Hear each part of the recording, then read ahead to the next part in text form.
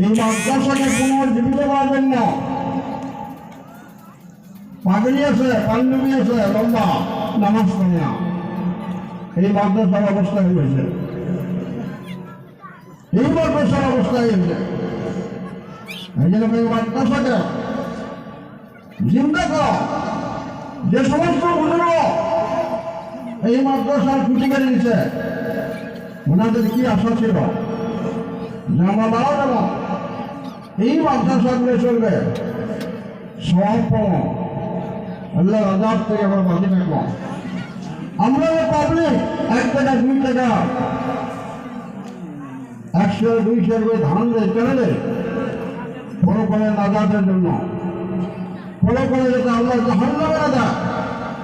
কিন্তু আজকে দেখা যায় চালা হয় মাদ্রাসা পড়া নাই, মাদ্রাসা ছাত্র নাই।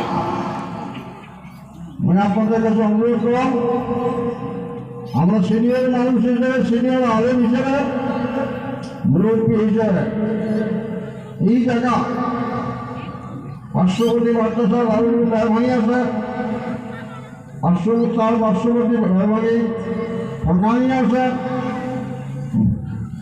মাদ্রাসা পূর্ণরূপ দেওয়ার জন্য ছাত্র দেন এবং ওস্তাদগুলার কেয়ার করে লক্ষ্য দেন যে ওস্তাদ খালি কালেকশন করবে না, পড়া পারবে, এটা লক্ষ্য দেওয়ার ব্যাপার।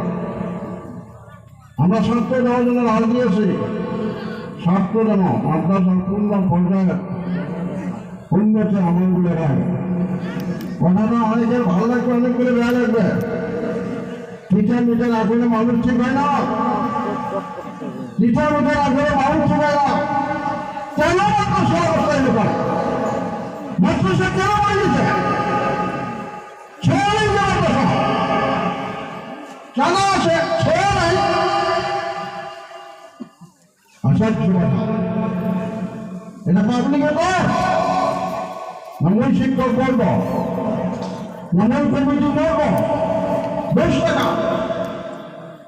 কেন আলাদা না? প্রত্যেকটা মানুষের হয়েছে মাদ্রাসা, কে চালে যাবে? মেয়ে মানুষের চালাবে, পর্দার আওয়াজ হয়ে চালাবে। এই জন্য অনুরোধ, এই মাদ্রাসা যাতে পূর্ণ রূপ পায়, মাদ্রাসা যাতে ছাত্র ভর্তি হয়, লেখাপড়া যেন সুন্দর হয়, কমিটি দেবে দেন, প্রস্তাব দেবে দেন, অন্তত এই গানের প্রত্যেকটা মুরব্বী জুয়ান সকলের কাছে একদম সবিনয় অনুরোধ, মাদ্রাসা দিকে লক্ষ্য দেন, মাদ্রাসা থেকে আপনার চিন্তা করেন। বাবা আমার একটা বড় বাবা